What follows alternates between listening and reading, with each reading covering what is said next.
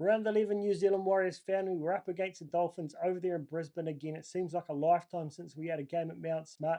Coming off the back of a really solid win against the Dragons, that will have built our confidence, but in some ways, maybe it's put questions in our mind that we just can't seem to really let loose and finish off games. We're struggling in the second halves. Hopefully, this is a game that we turn it all around. The boys light it up. RTS gets a triple on his return match.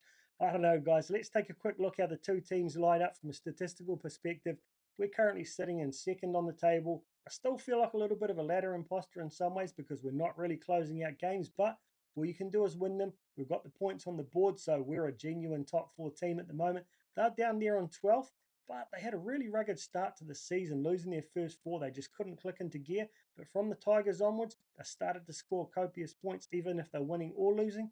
Are we going to be able to restrict them? They're getting about 26 to 40 odd points a game. I think we need to keep them down to about 4 tries. If we don't, it could be a real struggle. Looking at the points differential though, we're +1, they're +10. Not a huge difference there. Bear in mind with the rest of these stats here, we've played 9 games, they've played 10. If you look by a per game basis, we're pretty much the same here for tries, line breaks, tackle breaks, and offloads. They're slightly beating us, but if we had another game on the similar kind of averages, it would be much of a muchness. Looking at other key stats here, the average meters made, both teams over that magical 1700 mark. Like I said before, if you get over 1700 meters in a game, you've got about an 80% chance of winning. Average post contact meters, I think we're about third in the comp at the moment, slightly ahead of them, but still not a lot in it there. We still have the highest completion in the comp, the least penalties and the least errors, but they're not far behind us there. Probably a slight difference here of 5% on the completion rates is a bit of an advantage for us. Hopefully we can maintain that this week and starve them with the ball. The back fives for both teams are going to have a huge say on the outcome here. They've got a very settled back five. They've got amazing pace. They've got strength. They've got height. They're going to be a real handful for us to control. Both Herbie Farnsworth and the Hammer have been in some blistering form over recent rounds, which really pisses me off given the start they had to the season. For us, we've been a little bit unsettled here. We still don't even know who's going to be starting at centre and potentially on the wing. We've got a few options there. I really don't think Capewell plays. I think RTS or MGT are going to come into that centre position. I just really don't know how Webby's going to go. I see there are three kind of options here for us. What I would love to see for the next few rounds until Ali or Rocco come back is Tane to go to fullback and Chance to go into the centres with Adam Pompey. And then we have RTS and Dallin on the wings. That's what I'd love to see, but I don't think it happens. A few too many pieces to move there. The other option is you bring MGT into centre. He's in really good form. The only reason he hasn't played sooner is we couldn't play him because he's not in the top 30 or on a supplementary contract. He wasn't available until round 11. He could go straight into centre and RTS onto the wing, but unfortunately that would mean that either Dallin or Tane drop out. I don't know if he really wants to do that. So my guess is I think that RTS will actually go to left centre, even though he hasn't really prepared for that this season. And then we will have Tane and Dallin on the wings. It'll be a bit of a challenge for the boys to gel quickly, but I do feel like we've got a really strong back five, whichever way we line them up. I'm not sure we can say that we're the equals of them, but I think we should be able to contain them, assuming our forwards can win the middle.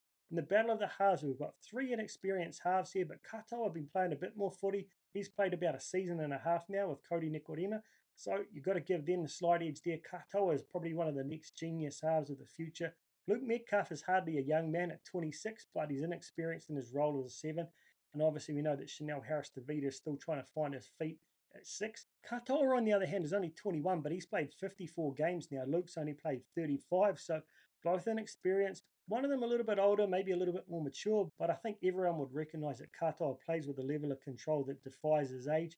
Cody Nikorima, he's a little bit up and down, but for some reason he always seems to step up when he's playing us like a lot of other Kiwis do. I hope he doesn't carve us up like he did a season or so ago. That would really frustrate me. But right now, I think you've got to give the slight edge in the halves to the Dolphins, but I really think our boys can step up and try and match them. Into the forwards, we get the Fish back. He's going to have a huge impact for us. I'm pretty sure Capewell will drop back down onto that left edge. My guess is that Leka stays in that starting role. Personally, I'd like to see Marata start for a big 20 minutes, then drop back to the bench and have Leka play the last 60 minutes.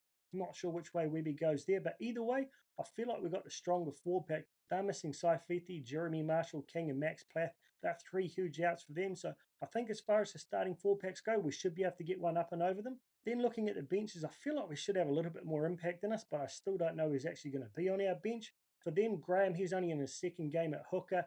Then you've got Nichols, Kerr, and Lemuele. They're three hearty guys that come on to do a really good job. Lemuele probably the most impactful of those three, but Depending on who we go for, I feel like we're going to have a lot more punch and a lot more impact coming onto our bench.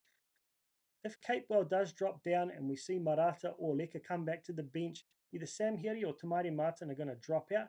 I don't know why. I just have a sneaking suspicion that Sam Healey plays and Tamari is the one to drop out. That will mean our bench will likely be Healey, Laban, Dimitrik, and Marata. I feel like we've just got a little bit more explosive power on that bench and the speed of Healey. So I feel like in the forwards and the bench, we've got a slight edge. In the backs, they've probably got a clear edge. Overall, I think it's going to be vital for us to have high completion, win the middle, spend a lot of time down in their half, tire them out, and make them try and score long range points. Unfortunately, they're quite capable of doing that. So, regardless of where on the field we're playing, they could get a break and score from anywhere with the Hammer and Herbie. They're all bloody quick players. So let me know your thoughts, guys. What do you think the score's going to be? Who do you think's going to win? I feel like we have to try and limit them to 4 tries or less. Assume they're going to convert 3. That'll give them about 22 points. So that means we've got to score 5 tries somehow. I'm hoping RTS comes back in and lights it up and he gets a couple. Sam Healey gets one. And maybe my man Dimitri Vaimaga. I don't know, guys. I have absolutely no idea. I'm not a betting man these days. If I was, I still wouldn't know where to put my money other than the likelihood of Hammer being an anytime try scorer. But all that said, I think our boys can maintain the momentum here, sneak in another 2 points, maintain that position in the top 2, do it in front of all those Warriors faithful who'll be there in Brisbane to cheer them home. Hope we can get it done something like 26-22.